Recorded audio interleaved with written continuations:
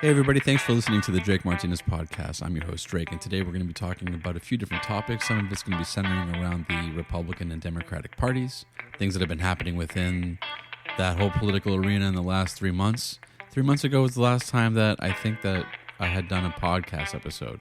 I keep saying I'm going to be more consistent, and it's been a challenge for me with toddler at home, coursework and work and other things like that. But I know you all have a lot of things thrown at you in terms of life, and you guys are dealing with it. So I really do appreciate you guys, anybody that's been listening to this podcast. I hope that the podcast grows, and I hope that I can be more consistent and do more content, more episodes for you guys consistently. But, like I said, it's been a challenge, but hopefully I can make that happen. So less talking and more doing in that regard. But for now, we're going to get on to the talking part, which is we're going to be getting into today's episode. So, again, thank you guys so much for listening. And if you do like this content, share it with people that you think will also enjoy it. The podcast grows, that'd be great. If not, I'm going to keep doing what I'm doing. All right. So without further ado, the last 3 months has been pretty crazy. There were so many different things happening with the tariffs. There were so many different things that were happening with Israel and Gaza, so many things happening with the Russia-Ukraine situation, the Epstein files.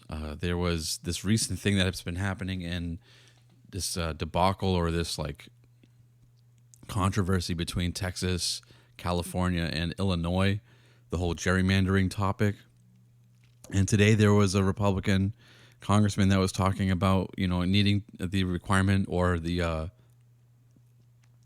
his desire to expand H-1B. There was a whole episode that we did on H-1B and the, it was called the H-1B betrayal. And it is a betrayal to continue talking about that. And I do actually kind of want to talk a little bit about how the youth, veterans, and recent college grads have been manipulated, or how they end up getting screwed over because of these policies from H-1B and other things that have been happening. And so there's a lot to cover. There's a lot of it's bad news, but there's also a lot of really big W's that have been happening with the Trump administration. So it's a little bit of both. I'd say a lot more wins than losses. I'd say the losses are all just kind of Trump and his team just not following through with policy, or a lot of it centered actually around Israel, Gaza, and Iran, that whole situation that happened a couple months ago or so. And man, there's just so much to digest. It's almost unbelievable, all the things that have been happening and how to really wrap your head around where the world is going to be. And if you're MAGA, which I'm sure if you've been tuning in by now at this point, that you're MAGA, you're America first, you're all those things. And not that I want to talk to an echo chamber or just talk to people that are, more like-minded, but it does seem like that's the trend, is people listen to what they want to listen to, and they want to listen to people that kind of confirm or go along, are kindred spirits, if you will. But I know I don't listen to really many Democratic thinkers anymore. I know I used to, but those times are different now, and maybe that's part of the problem. I know that I just recently listened to this Tucker Carlson podcast episode that he did with Anna Kasparian from the Young Turks, and it does seem like this. So let's dive into this whole thing with Gaza and Israel. I know I did this episode maybe when it first happened with the October 7th attacks. That I did an episode called "Israel's Fighting for Survival," and I have to say that over the course of this situation with Israel and Gaza and Netanyahu, AIPAC, all these things have been kind of, people have been talking about the USS Liberty. Candace Owens did this whole thing where she had this Navy vet that was survivor from the USS Liberty attack. And I do have to say that I think that there's a lot more to the Israel situation and our alliance with them than meets the eye. I did a little Google search on this, and I was wondering about whether or not Israel has ever helped the United States in any of its foreign conflicts, whether it be Vietnam, Iraq, Afghanistan, and I think that the answer is no. I'm pretty sure the answer is no. And I mean, we've had like all our different allies help us with, so not all, but many of our different allies help us with Afghanistan. Even Germany. Germany had troops over there. I know France did. So many different European countries were like, hey, we got your back. We're going to come in and help you guys out. That was the whole ISAF. There was so many different countries that were there in Afghanistan. I know Australia was. Iraq, there was, the coalition of the willing, and there were different elements of countries that, don't have like substantial militaries or even, but, Iraq was a lot more controversial than Afghanistan. But Israel was the one that, especially when you look back at that footage of Netanyahu saying like, hey, toppling Saddam will be a really great thing, that we promised that there would be like really great results. That didn't happen. And it seems like they do have us wrapped up around their finger, if I have to be honest. Which my only goal is to be honest with how I perceive things and how I think about them, and to communicate that as clearly as possible for you guys. Now, that doesn't mean that I despise Israel or I don't like Israel as a country. Ted Cruz had that interview with Tucker Carlson, and he said something just like so ridiculous. He was like, well, we have a responsibility to defend Israel, that there's a biblical mandate that, that we sow into Israel, that we, the blessed are those that, blessed will be those that bless Israel. And Tucker was like challenging Ted Cruz on the Israel part. He was like, so God's talking about modern day Israel, this, political government structure. And Ted Cruz was like, Israel means Israel. Like, what do you mean? That is an important distinction, that in the Bible, especially, in Genesis, it's talking about the people of Israel. Of course, it's a nation, but it's not a nation the way that we think of a nation now. And that is a very important distinction. It's less important, in my opinion, than the distinction of what constitutes a blessing. Because we have blessed Israel tremendously. When I say we, I mean the United States. The United States has blessed Israel tremendously. We've given Israel, I think it's in the trillions of, it's probably close to $1 trillion. I know it's in the multiple billions. I don't know the numbers off the top of my head, but I do know it's a substantial amount of money. And some people have said that, the amount of money that we've given them could have solved many world problems for us over. Now, there's a conversation that we had about what kind of benefit do we have from them being there in terms of like intelligence sharing, intelligence gathering, and it was kind of ironic, or like it was good timing, or it was, divine intervention or divine inspiration. But I was watching this movie. It was called Beirut. It was on Amazon, and I was like, hey, let's check. I told my wife, I was like, let's check this movie out. It seems pretty interesting. And the movie was about the complexities of, if you ever haven't seen the movie, I would highly recommend it. The movie was about this early 90s, late 80s kind of the complexities of Middle Eastern politics and Israel's role in manipulating, guiding, and intervening with their neighbor states, like in this case Lebanon. and also manipulating the United States into doing things that are in Israel's interest, which of course they would do, right? The problem is that at what point does this alliance make sense? And I'm not saying that we shouldn't have an alliance with them or any kind of that we shouldn't consider them an ally. But what I am saying is if someone burns you a number of times, gets you involved in Iraq, is clearly doing things to their neighbors in Lebanon, Iraq, Jordan, Egypt, Iran, Syria, and they're clearly, Libya too. And they're doing these things for their own benefit, and they're playing us to do things for their benefit, and they're doing it over and over again. At what point do you say, hey, we need to reevaluate our relationship? And I think sometimes people take the politics of what happens on the global scale more personally than otherwise should be done, if that makes sense. So, in other words, I think it's a lot more similar to a business arrangement with a very small number of businesses in which you can do business with, if that makes sense. So in the world of business, let's say you have a supplier and you're like, okay, well, I need paper shipped to me.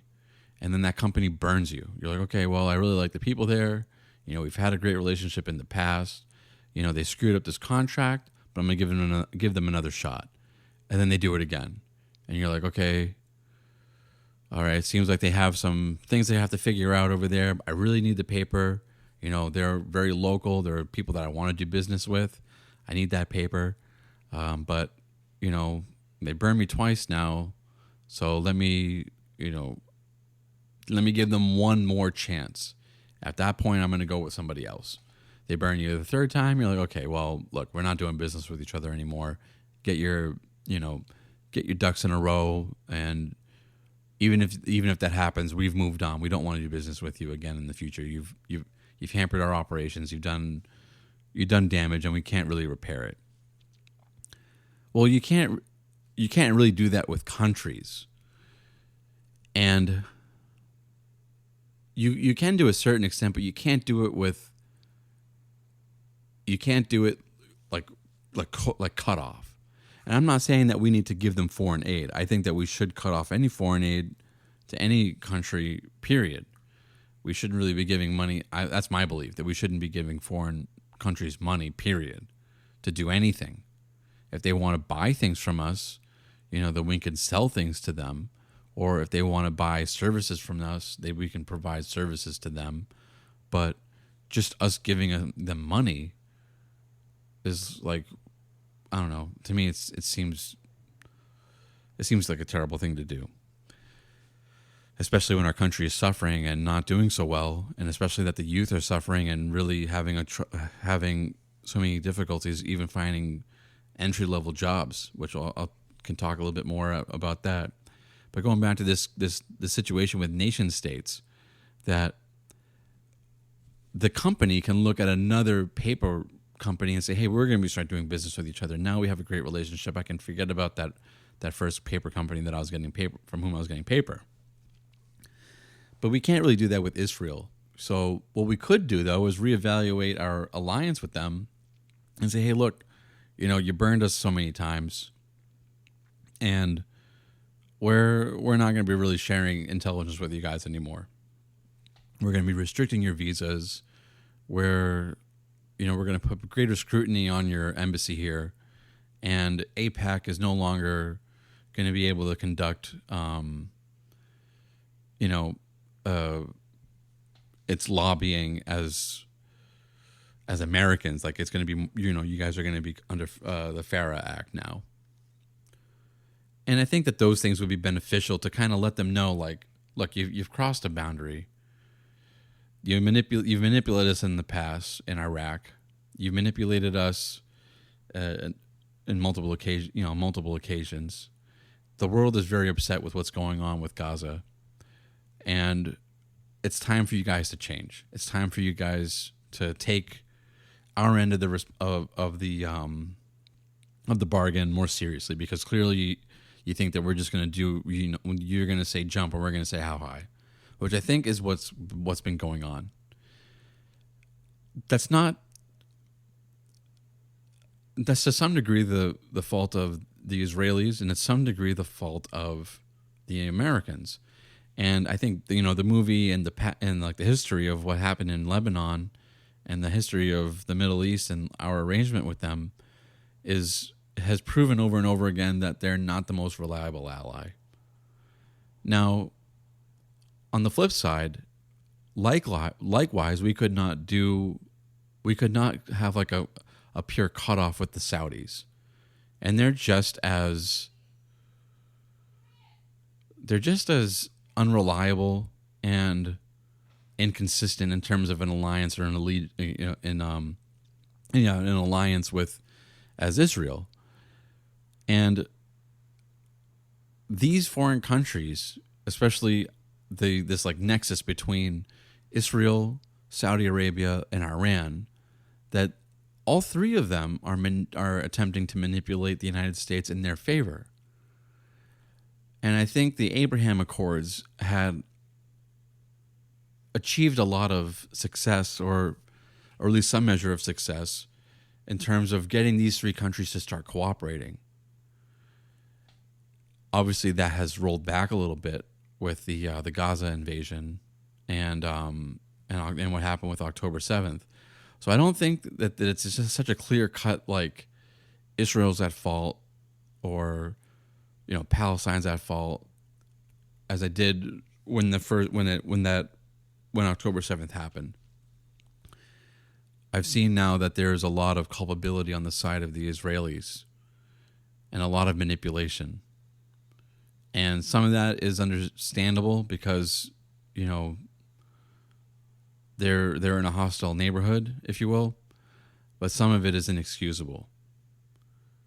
And if it is true that they've leveled the place, and when I say the place, I mean Gaza, as a lot of people are saying, then I don't know. There's so much to think about here. And I'm not saying that I have all the answers, but what I am saying is usually these things are not as cut and dry as we would like them to be. That there's a lot of different players over there. There's a lot of backstabbing, and the solution is probably going to be something between like a lot of compromise, or I've seen a lot of people talking about like that the Israeli experiment needs to end. I listened to Darryl Cooper's Martyr Made podcast about Israel. I think it was like Fear and Loathing in Jerusalem, I think he called it. And it was like a 16-part series, or it was very, very long. It was a lot of information to digest. And the gist of what he was talking about is that, yes, Israel was a made-up state, and they used a lot of deception to even establish the state, that it sort of like got handed off from the British to European Jews and Eastern European Jews who found a new home in Palestine, and it became Israel through like almost like gang fighting that happened in the area, and just a strong presence of Zionists who said like, hey, we're going to establish a state here, and we're going to speak the Hebrew language, and we're going to set up a place for Jews. And I do believe that the Jewish people should have their own state. But I think that they also need to understand that the world has been watching them in Gaza. And yes, it was horrible what happened in October 7th. But at the same time, they have to conduct themselves like a first world country. And at this point, if they're manipulating the United States to being, to getting so much money from us and lobbying and AIPAC should not be a thing. AIPAC should not be allowed to to lobby on behalf of the United States, lobby on behalf of Israel in the United States. And I think our congressmen and women need to really, really put America first, whether they be Democrats or Republicans. And I'll talk a little bit more about what's been going on with the Republican Party. I'm a lot more interested in the Republican Party than the Democratic Party. I'll talk a little bit about the Democratic Party, but they really need to take it seriously, because what I've seen is that they do prefer to talk about Israel and make Israel their prime agenda. And that's what Ted Cruz said, and I just find it so bewildering. I don't understand it. I don't understand why Israel would even be in your top 100 concerns. And I get it. I'm a Christian. I grew up Greek Orthodox, and I had a falling away where I became more indifferent during my early 20s to mid 20s or so. But I came back and found Jesus again when I was in my late 20s, and it really, really started growing into my 30s. And now I'm 38, and it's a very important aspect of who I am, and probably the most important aspect, and it continues to grow like that. So being a Christian is very important to me, and my faith is really important. But you have to use a little bit of common sense as a Christian to say that God does not favor manipulation. God does not favor war crimes. God does not favor a lot of the things that they're doing. It's not a religious state. It's a state. It's a country. They have espionage. They have assassinations. I mean, you name it. Does it have the right to defend itself? Of course, just as any nation does. And again, that's not excusing anything that happened on October 7th. But none of those things, none of what's going on there should be, even if you're a Christian lawmaker in the United States, should make it into your top 1,000 things that you're concerned with. There's 1,000 other problems that are right here in America that require Congress's attention and focus. And if there's anything that I've learned, in my late 30s, is that you only have so much focus and you only have so much bandwidth. There's only so many things that you can do in a day. When you put aside the time that it took for you to get up in the morning, brush your teeth, take a shower, eat, communicate with your loved ones, take care of the things that you got to take care of for you. There's not that much time in the day for you to take care of things for other people.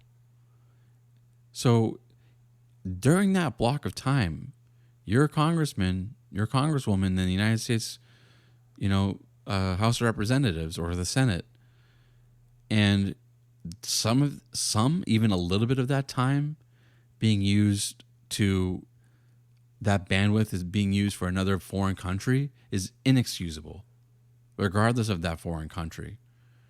And it's even more concerning when it's a country that has demonstrated that its ability to manipulate and lie on their behalf to us. Some of that is understandable because it's a nation state, and a nation state's going to do what it wants for its own interests. But at the same time, that doesn't excuse the behavior. It's understandable, but it's not excusable. It's not permissible. It's not permissible in the Bible.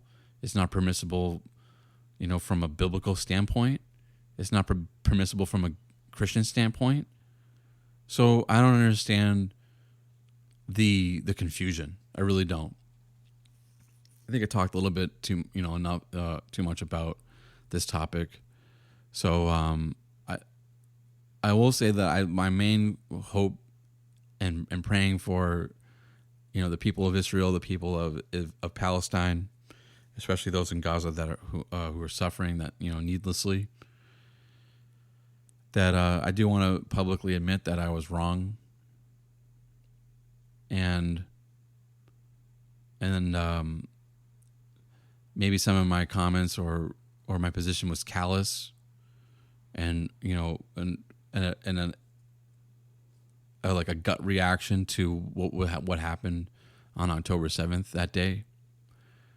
But there's been a lot of time that's happened between now and then, and a lot of events, and a lot more knowledge on my end to say that I just pray and hope for the best for them, that they come to peace, that they come to an understanding, that the Palestinians get some place that they can call home, that the Israelis and have their place that they can call home, and that they can live in peace and be neighbors, and that this feud will end permanently, and that the Middle East will know peace, and that Israel, Palestine, Yemen, Saudi Arabia, Iran, Syria, that all these countries will know peace and prosperity, and can put the grievances and the backstabbing and the espionage and all the treachery that's happened to them in between each other in the past, and they can keep it in the past, and that the United States can stay out of it and do what it can from a leadership point of view to bring about that peace. And I think that would be best for everybody, including the United States and Israel and all the parties involved. And I pray for that. In the name of Jesus, I pray for that. I won't continue on with that topic anymore. I think I said everything that I need to say about it. Okay, so in terms of like what's been going on with the Republicans, I think that this is kind of like going off of like what's been happening with this AIPAC thing and their focus during the Iran debacle, that whole bombing that happened with the Spirit bombers that blew up the nuclear facilities in Iran. I think, man, it's really disappointing to see what's going on with Congress, that they had this golden opportunity, that they were given this mandate from the American people to change things. They were given this mandate in the election of Donald Trump. After everything that happened, after all the propaganda, after the whole machine had been turned against him to the point where he had narrowly escaped death, escaped a second assassination attempt, and all of his legal problems. Now he resides in the White House, and he's there to sign the bills. Now, he's been doing what he can in terms of his executive orders, and the executive orders have been amazing, as far as I'm concerned. He's been doing God's work. He's been doing the work that will bring this country into a new era. I really do believe that, a prosperous era at that. I'm a little like back and forth on the tariffs. I do support the idea of tariffs.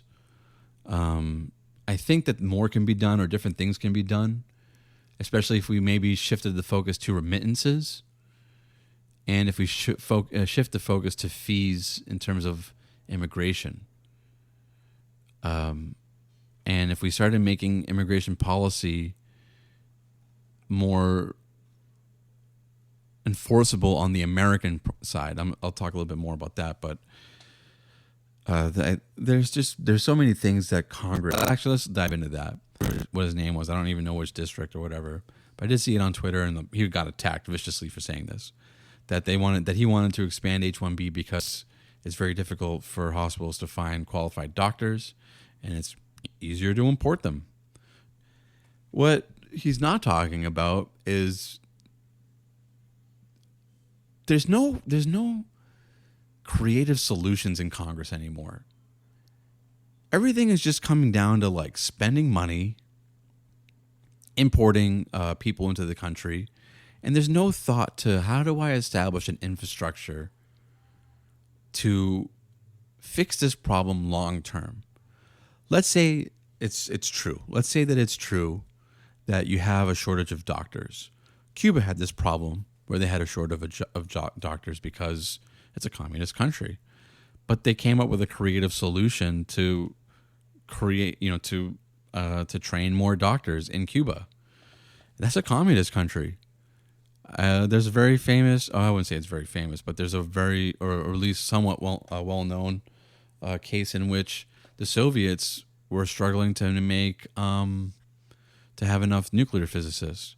So they decided, hey, we're just going to mandate that X amount of villages or towns or whatever are going to produce nuclear physicists because we need them.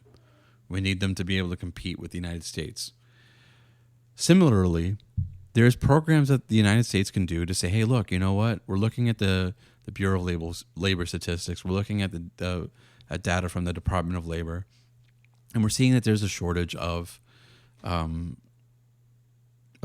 physicians, right? That their pay has been going up. A lot of them don't want to work in emergency rooms anymore, et cetera. There's all these problems that we've been uncovering within the industry, and we need to be able to boost up the numbers for physicians. So you create programs, government subsidized programs to alleviate the problem. One way that you could do that would be what they call fellowships, and have a stipend for some of these doctors to say, hey, look, we're going to be paying you to go to school. If you meet these criteria, if you meet these qualifications, we will be paying you. It won't be a lot of money, but it'll be some money, and your education will be free, subsidized by the taxpayer, to say, yes, we will get you a job as a doctor in your field once you graduate, as long as you have X amount of GPA and you meet all your qualifications, etc. Now, the government can get its payback from that by saying, like, look, once to the doctor, look, once you're done with your residency, you become a licensed doctor. However the program works, you then have to you are contractually obligated to work at a Veterans Affairs, a VA hospital, for 2 years, 3 years, 4 years, whatever, as your way of benefiting the government. And you're not going to make a ton of money doing that, but you're going to gain some valuable experience, and you will then be more eligible and qualified to work at any hospital or even set up your own practice, etc. The other part of that also seems to be that there's not enough doctors doing private practices. That I think it's something ridiculous. Only like 1% of doctors have private practices, and I think as COVID showed, that would be a beneficial thing to have more private doctors, or private hospitals, or smaller hospitals. So the government could step in and say, hey, look, we will write a law. Congress could say, hey, look, we're going to write a law that says if you're trying to set up a private practice and you meet X amount of criteria, you're a U.S. citizen, etc., then once you meet these qualifications, you can then qualify for a loan, a 0% interest loan to set up your own private practice. The government has all sorts of tools and incentives that it can use to get people to use Americans to fill these voids that it's looking for. And yeah, if they need something that's an emergency, they can hire temporary workers on visas to come here and say, hey, look, you're going to work at this place on a medical visa, and you're going to work it, and then afterwards you're going to go home. And hopefully in the meantime that they've done enough to fill those shortages with Americans. But that's not what's happening. It's just all quick, stupid, easy solutions that are short-sighted and destroy the efficacy of the American worker in the long run. And it's just appalling to me that there's not enough creative thinkers in Congress to look at this problem and say, hey, look, We're going to do something. We're going to do some outside the box thinking. How do we fix this problem long term? And they're just not incentivized to do that. They're just the most shameless group of individuals that I've ever seen in my life. And what's horrible, there's only really like a handful of them, at least that I know of, that are doing anything. It's like Marjorie Taylor Greene, Anna Paulina Luna, I think her name is, and like really that's it. I used to be like a big Rand Paul supporter. Maybe that guy Mike Lee. I don't. He's a senator from Utah. I don't know. I don't know if there's any of them out there other than those two. Maybe Byron McDaniel is also from Florida. The rest of them, I don't know. I don't know what they do. They seem to be doing a whole lot of nothing. The Speaker of the House has definitely been lackluster, to say the best. At best, and yeah, they're not impressive group at all. Not impressive. Young people are suffering. I've been talking to some young people who are like, look, I know a lady who's like looking for a job, has a bachelor's degree. I don't remember what her bachelor's degree was in, but it's I know that she told me that she was a phlebotomist, and she's like, look, I had a baby a year ago. My husband's in the service. He's active duty. And I want to work again. I want to get back into the field, into my field before too much time goes on. So we're trying to find daycare for the baby. She found some daycare for the baby, but she can't find work that would even work with her schedule. It wasn't anything crazy, but it was something, very reasonable that she's like, well, I just need to work these hours, but I couldn't find a place because they were like, oh, I'm underqualified. I don't have enough experience in my field from my bachelor's.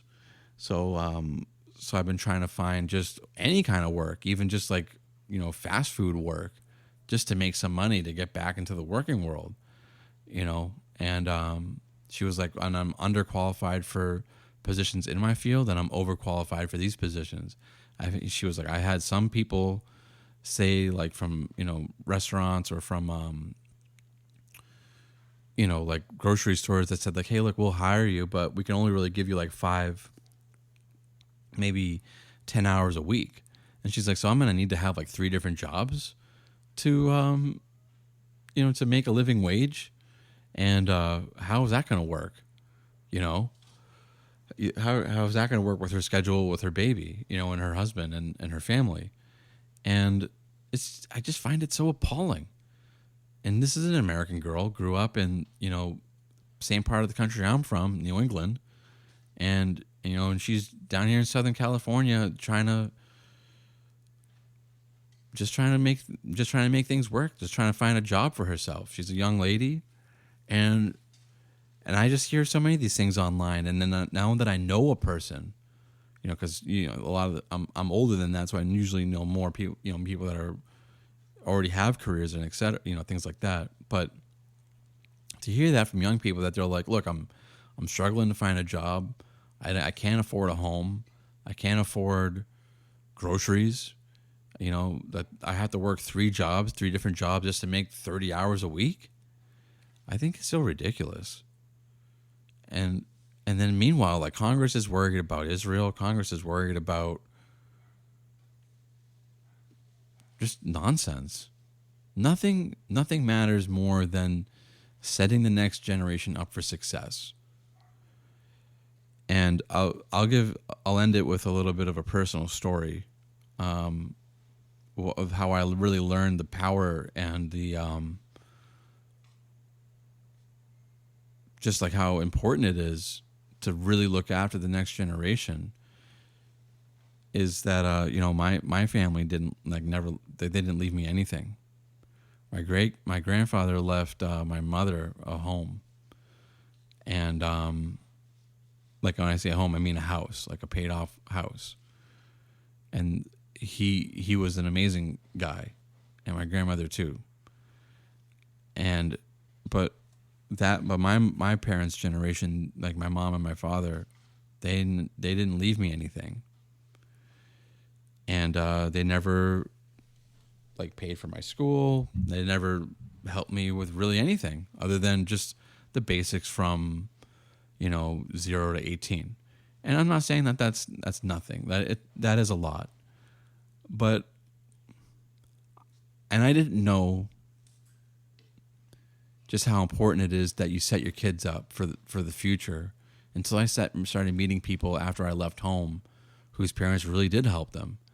Like I had a friend who he was like, oh yeah, well I didn't, he bought a house like right after college. And I was like, hey, how did you afford a home? Like, that's crazy.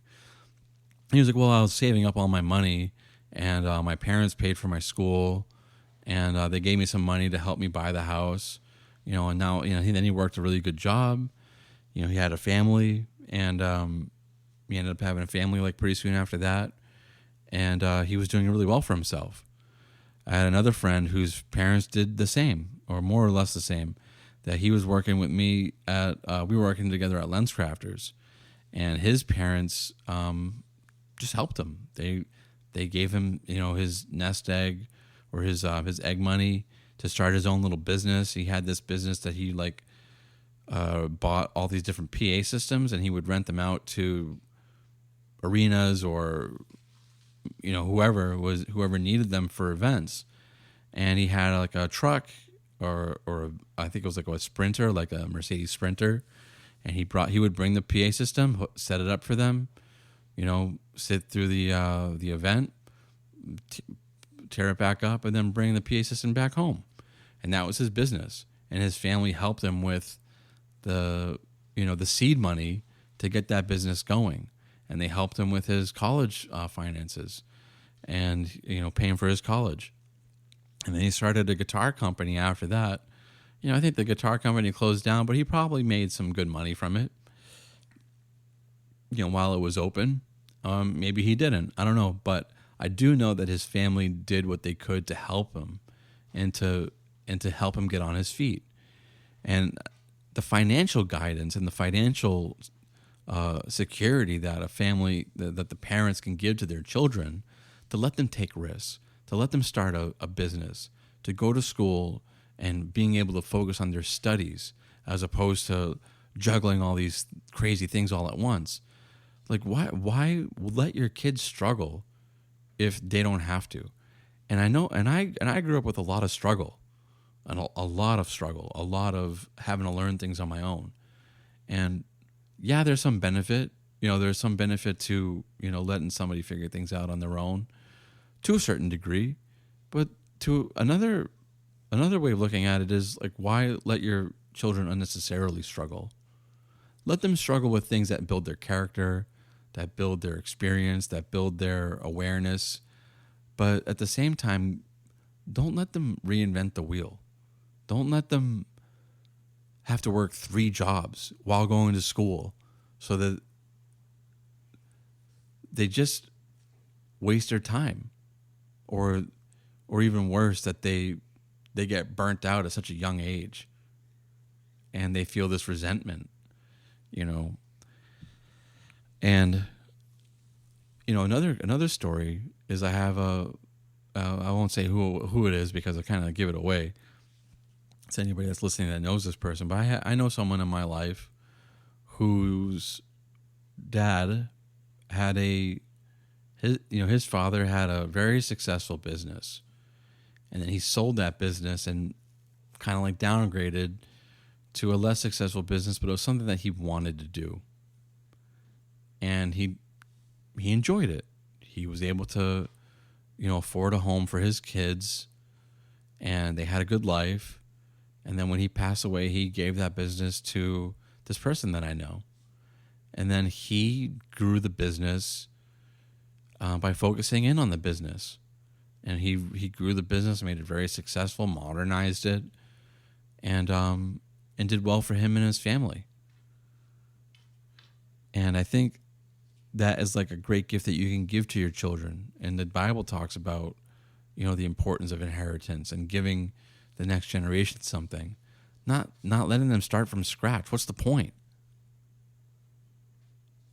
I don't understand the point. So for me, I don't have a lot, but what I do have, I want to give to my children. And right now I have a toddler, and pretty much as soon as she was, as soon as she had a social security number, I got her an investment account, and she has money that's being tucked away, and with a little bit of money that's invested every month for her. And I already have in mind the things that I wanted her to inherit that I own. My wife and I talk about it, seldomly, but enough that we have a very clear understanding that of what our goal is and our aspirations for her is that she's not going to have to struggle unnecessarily. What's the point? And I think setting our kids up for success financially, letting them know the value of finances, letting them know the value of their time, letting them know the value of their work, their worth, and sowing into them spiritually, emotionally, physically is the most important thing that we can do. And if you don't have kids of your own, then do that for the next generation. I grew up in a time when it was normal for, I was like six, I wouldn't say six, I was probably like 10 years old. And it wasn't unusual for me to get jumped by 16, 18, 19-year-old guys where I grew up. And I think that we're turning the tide, that there's this generation of millennials like myself, I'm a millennial, that are raising up children that aren't beaten, that, that they're not physically abused because they're not getting spanked. That was a normal thing when I was growing up. It's not anymore, and thank God for that. But more can be done for this next generation. We can sow into them more, and they are the future. And if we can cut off the physical abuse, the spanking, the financial illiteracy, the belief in propaganda, if we can cut those things off with the next generation, then imagine what the generation that follows will be able to do. And why are we sowing into foreign countries when we have children of our own in our own midst that we can sow into, and we can help them prosper? Why let them reinvent the wheel? Why let them struggle for nothing? It creates bitterness. It creates hostility. It creates a sense of, well, why respect that generation? The boomers, they had a gold. They were sitting on a gold mine, and in their greed, they wanted more instead of passing it on and paying it forward.